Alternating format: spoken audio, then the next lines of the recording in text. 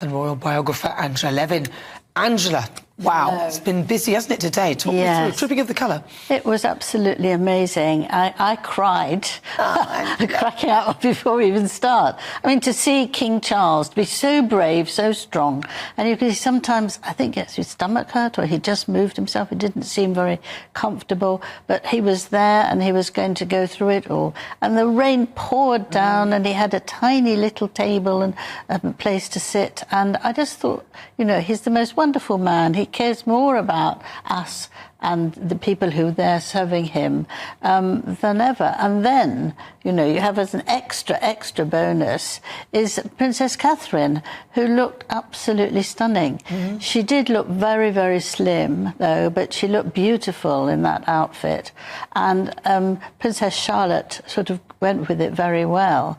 But I thought Catherine was, again, she was there because she's involved with the people, the army who were taking the flag, and secondly that it's a family event.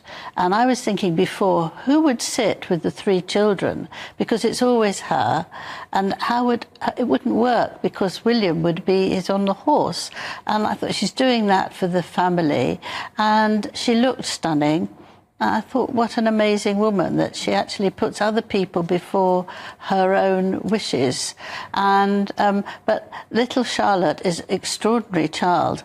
When they were coming back, she was wiping the windows so that everyone could see with her hand, getting rid of the rain. She's fantastic.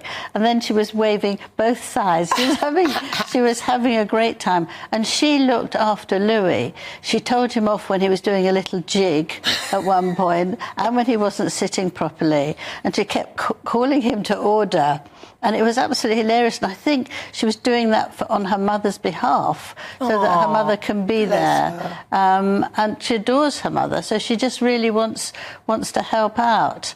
And George is fine; he just sat there. But I thought it was very moving to see them as a family again. What was interesting on the balcony was that it wasn't a big. A load of royals there, no Eugenie, no anyone like that.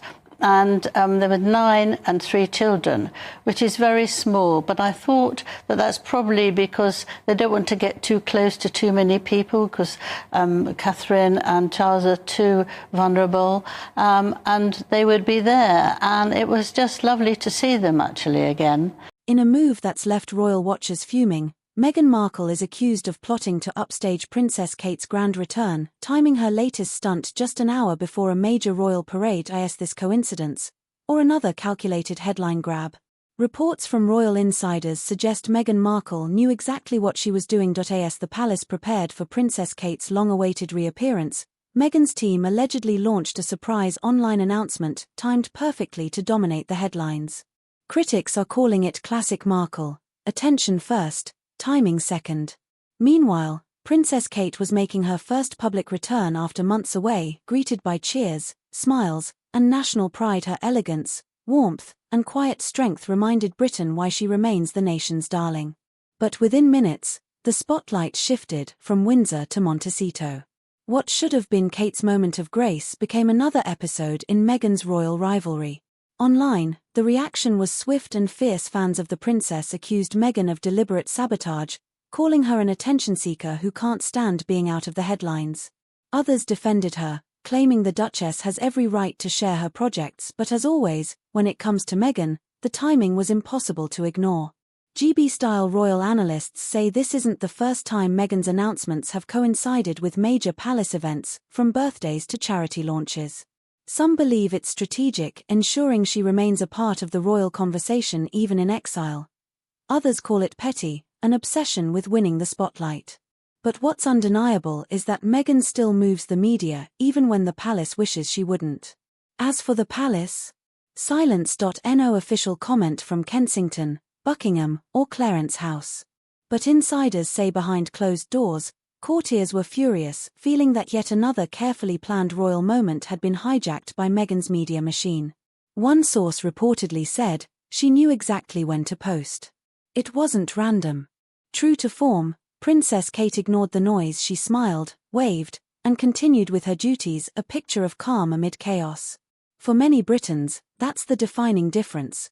One seeks attention, the other earns admiration. Whether planned or coincidental, Meghan's timing has once again divided opinion, but one truth remains: every time the princess returns, the Duchess reacts. For more royal analysis and truth behind the headlines, stay tuned to Royal Saga, where we uncover the drama, the duty, and the dynasty behind Britain's crown.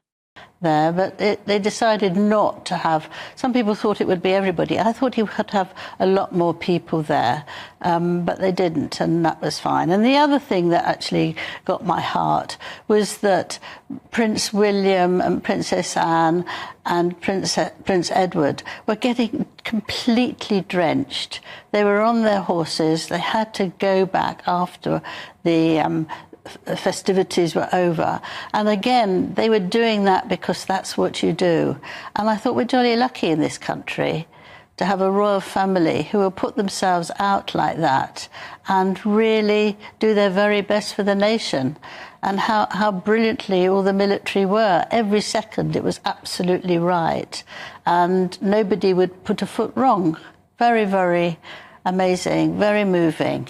Very moving indeed. Mm-hmm.